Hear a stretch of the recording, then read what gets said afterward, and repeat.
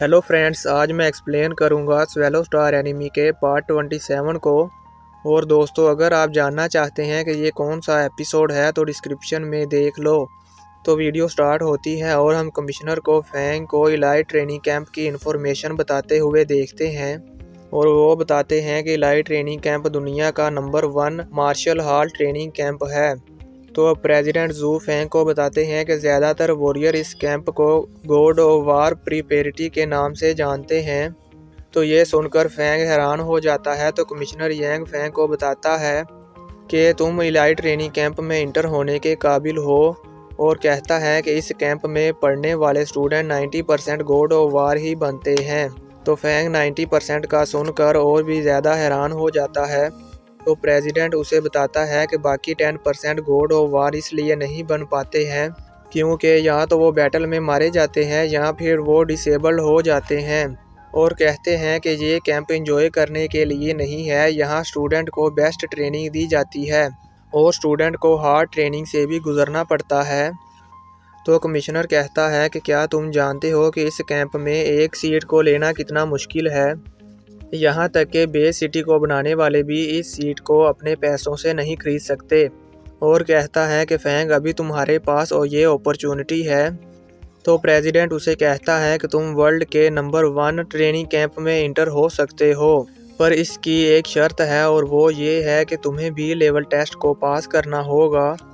और कहते हैं कि वैसे तो नॉर्मली ए लेवल टेस्ट से एडमिशन मिल सकता है, लेकिन अभी के लिए हेडक्वार्टर्स के दबाव की वजह से तुम्हें बी लेवल टेस्ट देना होगा, जो कि काफ़ी मुश्किल है। और अगर तुम इस कैंप में इंटर होना चाहते हो तो तुम्हें इस डिफ़िकल्ट टेस्ट को पास करना होगा। तो अब प्रेसिडेंट फैंग से पूछता है कि क्या तुम बी लेवल टेस्ट देने के लिए तैयार हो इलाइट ट्रेनिंग कैंप में इंटर होने के लिए। तो फैंग इसके लिए एग्री हो जाता है और हाँ कर देता है। तो प्रेसिडेंट कहता है, अच्छा है, लेकिन खुद पर ज़्यादा बोझ मत डालना।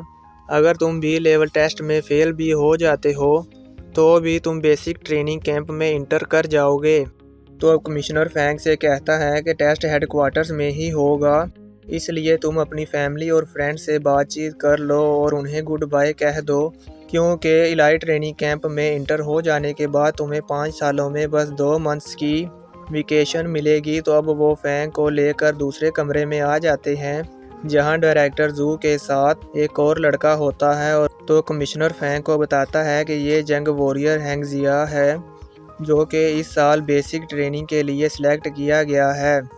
और डायरेक्टर फैंग को बताता है कि हैंगजिया भी काफ़ी टैलेंटेड है, और वो हैंगजिया से कहते हैं कि तुम्हारा सीनियर फैंग है और ये भी तुम्हारे साथ मार्शल हॉल के हेडक्वार्टर्स में जाएगा। और हैंगजिया को बताते हैं कि तुम्हारे सीनियर का टारगेट इलाइट ट्रेनिंग कैंप है। ये सुनकर हैंगजिया हैरान हो जाता है और वो फैंग से हाथ मिलाता है। तभी लिफ्ट ओपन हो जाती है और कमिश्नर उनको बताता है 28 मार्च को वो हेडक्वार्टर्स के लिए जाएंगे, और कहता है तुम दोनों 2 बजे से पहले एयरपोर्ट आ जाना। और वो वहाँ से चले जाते हैं। अब व्यू चेंज होता है और हम फैंग को गाड़ी में बैठकर घर जाते हुए देखते हैं। और फैंग बेस सिटी को देखकर दुखी हो रहा होता है और कहता है कि मैंने इस सिटी में कई साल गुजारे हैं, पर मैं इस सिटी को छोड़ने वाला हूँ, और यहाँ तक के हेडक्वार्टर्स में जाने के लिए मुझे इस कंट्री को भी छोड़ना पड़ेगा। और सोचता है कि 5 साल तो बहुत लंबा टाइम है। और वो अपने पेरेंट्स और हुआ को याद करने लगता है और सोचता है कि अगले 5 सालों में मैं इनके बगैर कैसे रहूँगा। तभी उसकी गाड़ी सिग्नल पर रुकती है और वो 2 फ्रेंड्स को सड़क क्रॉस करते हुए देखता है। तो उनको देखकर फैंग को अपने हाई स्कूल के फ्रेंड आह वुई की याद आती है, और वो सोचता है कि शायद वो कॉलेज एंट्रेंस के एग्ज़ाम के लिए स्टडी कर रहा होगा। और तभी उसे हाई स्कूल के टाइम की याद आती है, जब वो और यू जिन साथ में थे। और फैंग ये याद करके उदास हो जाता है। तो तभी ड्राइवर कहता है, मिस्टर फैंग, हम पहुंच गए हैं। और फैंग घर चला जाता है। अब व्यू चेंज होता है और सुबह हो जाती है और फैंग अपने पेरेंट्स से कहता है, मैं पहले बाहर जा रहा हूँ। तो अब हम फैंग को एक बिल्डिंग में जाते हुए देखते हैं, जहाँ फैंग आह वुई को देखता है, जो कि लोगों में बैनर बांट रहा था, पर उसके बैनर कोई नहीं ले रहा था। तो वो उदास हो जाता है और सर नीचे करके कुछ सोचने लगता है। तभी फैंग वहां आता है और उससे बैनर ले लेता है।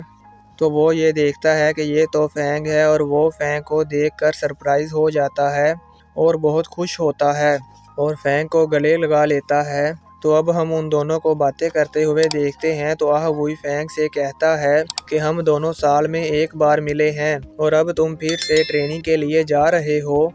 तो फैंग उसे कहता है कि अब तो मैंने जाने का फैसला कर लिया है और मैं रुक नहीं सकता।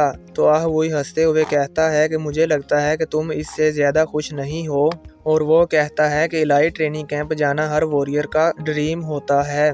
और वो बताता है कि मैंने मिलिट्री एकेडमी को ज्वाइन किया है, पर मेरी स्ट्रेंथ अभी मार्शल आर्ट के सीनियर लेवल तक नहीं पहुंची है और तुम तो गॉड ऑफ वार तक पहुंच गए हो। तो फैंग उससे पूछता है कि क्या तुम भी वॉरियर बनना चाहते हो। तो वो कहता है कि मैं तुम्हारी तरह टैलेंटेड नहीं हूँ, तो इसलिए मैंने मिलिट्री एकेडमी ज्वाइन की ताकि मैं अपनी स्ट्रेंथ बढ़ा सकूँ।